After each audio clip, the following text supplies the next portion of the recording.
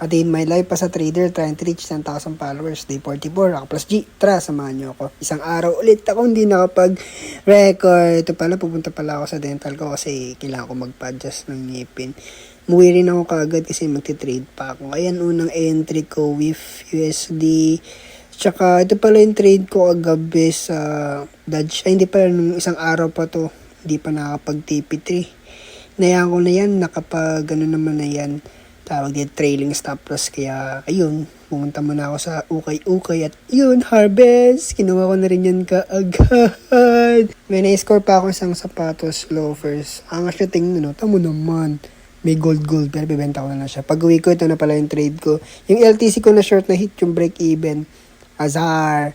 Tapos ito, yun yung Dodge with Pepe. Update ko lang bukas, baka fake lang yung pump niyan, bahala na bukas. Bahala si Batman, bye.